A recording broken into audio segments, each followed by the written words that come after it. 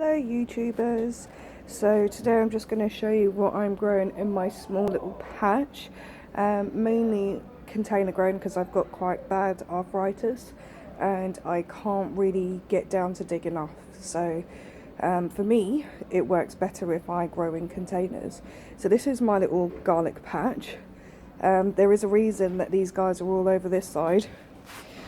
I have a massive scaffolding going into my little green patch, which is very small as you can see. So hence why a lot of my stuff is it's not really in the way that I want it, but I thought I'd show you now just to be on the safe side because I don't know what's going to happen with this scaffolding and how long it's going to be up. So these are garlic. Most of these were planted, if you can see it, 20th of the 4th, and I just bought a new one called Red Duke. So let's see how these get on. These were spring planting, so they won't be ready for quite some time, whereas that red one should be ready probably come about September, October. At the back here I have purple Shiraz Mange 2. Then we've got the cauliflowers, which I'm going to thin out. I know some of you are going, oh my god, that's too close together. But it's fine because I'm going to thin them out once, hopefully, this stuff gets out of my way on the scaffolding.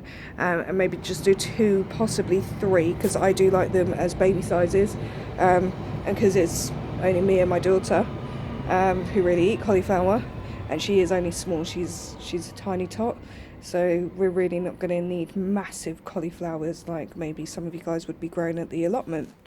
A strawberry plant, which was doing wonderfully well until the builders, who didn't give me any notice about the scaffolding when they were putting it up for the neighbour upstairs, have trampled most of my stuff, hence why I moved a lot of it over here as well. Carrots germinating very nicely here. So in this I've got carrots and I've got spring onions. And as you can see, these guys are the spring onions here. The leaves are a bit similar to a leek where they'll open up properly.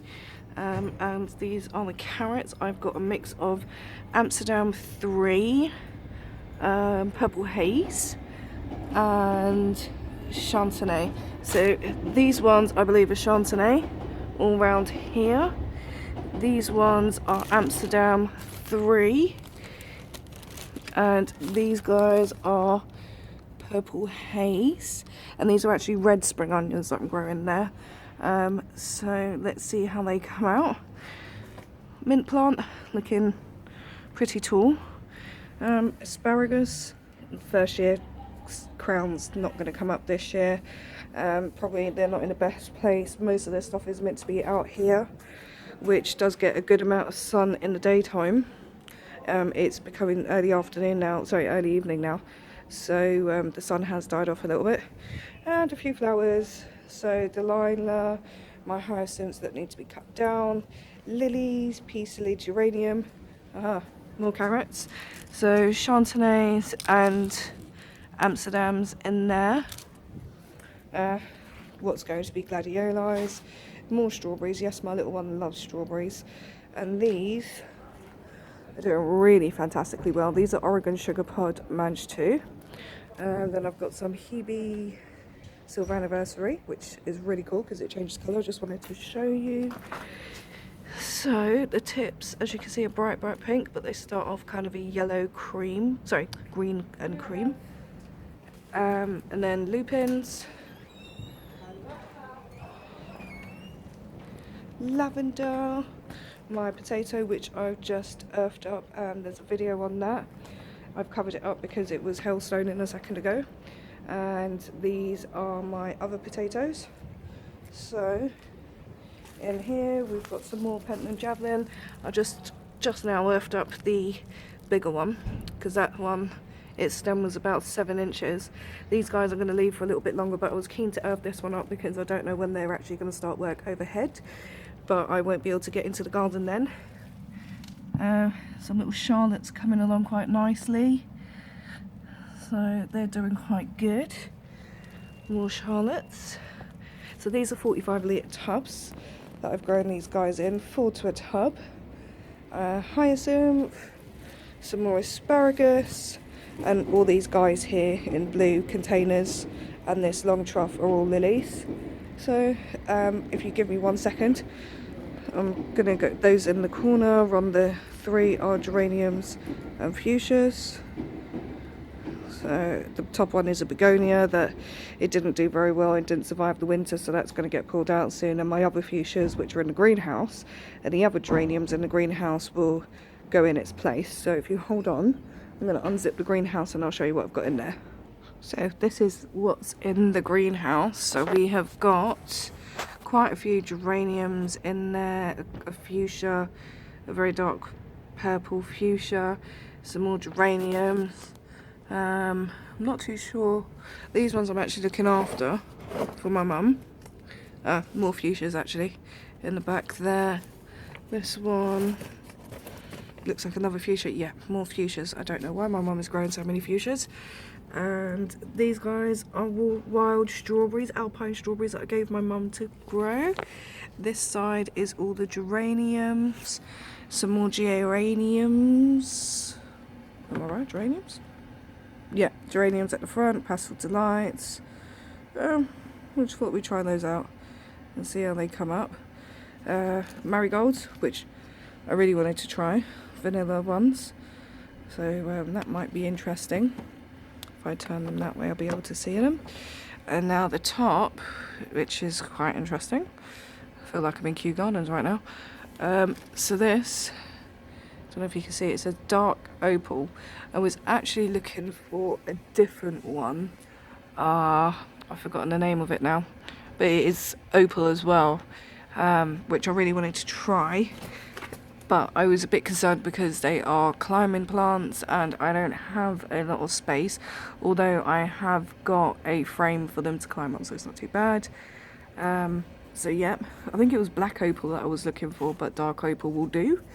My chive is growing very happy. Let's move him out of the way.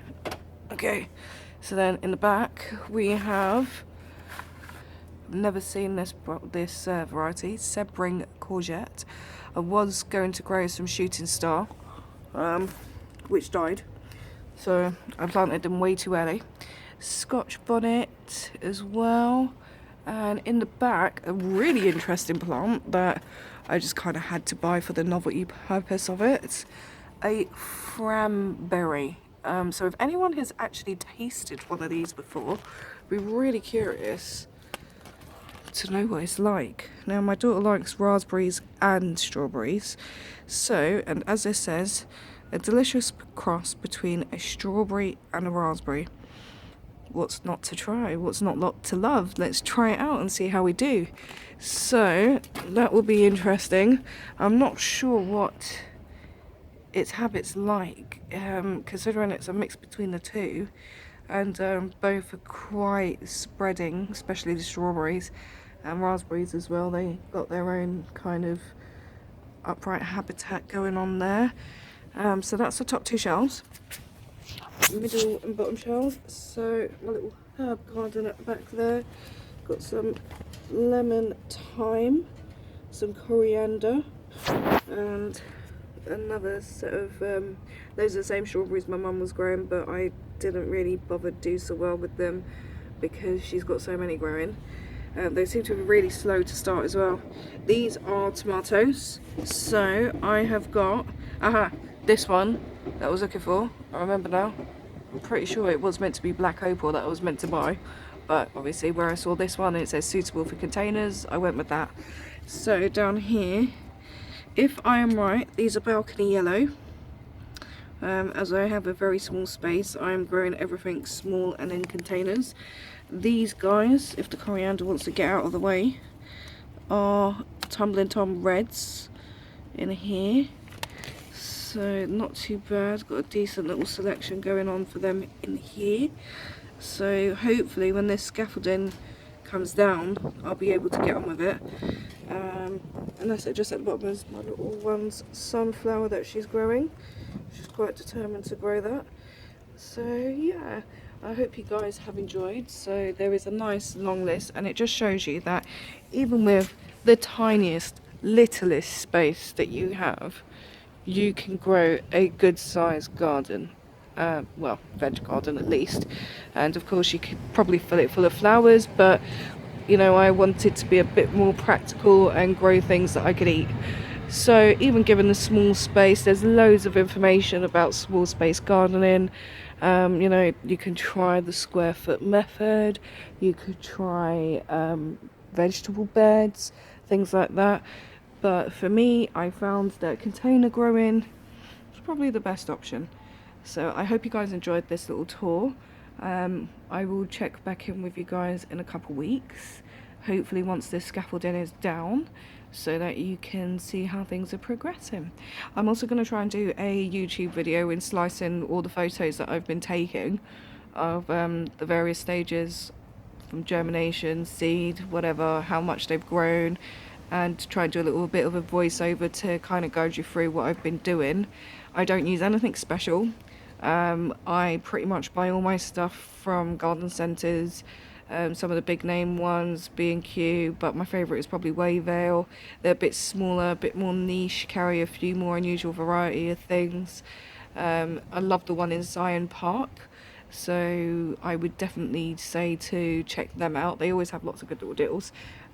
This one, these guys, both of them, actually, in fact, this whole shelf came from the Wayville Garden Centres, so they do pretty good for us, so I would suggest you to check those out. Anyway, you guys have a great day, and hope you enjoy. Take care. Bye bye.